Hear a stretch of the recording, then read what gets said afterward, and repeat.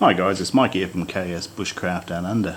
So yeah, I thought I'd talk to you about fire steel and or ferrochrome rod more accurately, techniques, and show you some safe ways of doing it, because there are some really unsafe ways of doing it, and the pluses and the minuses. So this is quite an old fire steel. As you can see by my wear pattern, I'm really not utilising the best of the rod. Now, the technique I tend to use is what's disparagingly referred to as the beginner's technique. Now, I live in a dry climate, so I think I've made feather sticks 4 times in the last maybe 10 years that I actually needed to make them. So normally I've got leaves and sticks and crud by the handful, so it's not an issue. So the fire steel for me of a good quality is about $20 Australian. So it's not the cost of it, but if this is the only ferro rod you've got, wearing it like this is probably not the greatest. Okay. Now, because of the shape of the handle, basically you've got 2 sides in this plane. So I'm doing this backhanded for the camera. Now, one of my favourite tools for the fire steeling is the reamer on the 93mm ALOXs. It's a great tool. So considering that most of the tinder material I use is light and fluffy, by burying this in here, I can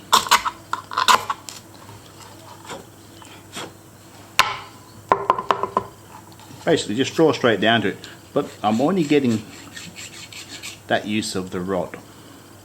Now, if I hold the rod and move the knife, I get a longer spark, but basically I don't have much control of where it goes. So I could bring the knife down here closer to the rod and pull the rod away, and there she is. So that is a better technique in drawing the full length of the rod.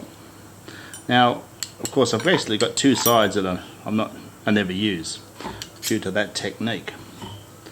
So my Moore Garberg here, it's stainless steel, but it strikes a ferro rod without a problem. In fact, a piece of glass will strike a ferro rod. This thing is shaving sharp. So a lot of guys use the spine on the back of the knife. It'll do it, no problems at all. So there again.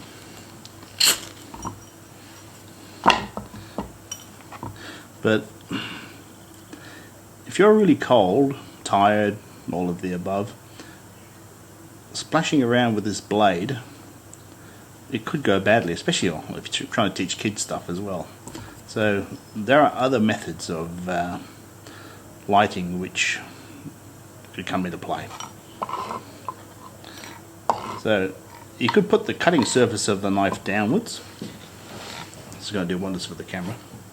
Now I can then put my finger along this. Now this will help as this rod becomes more and more worn.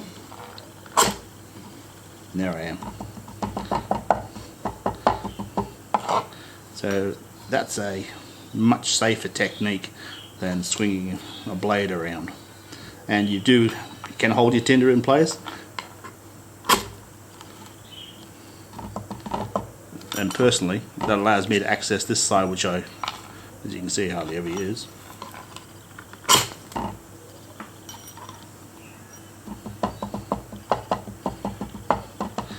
So there are other tools that you can use.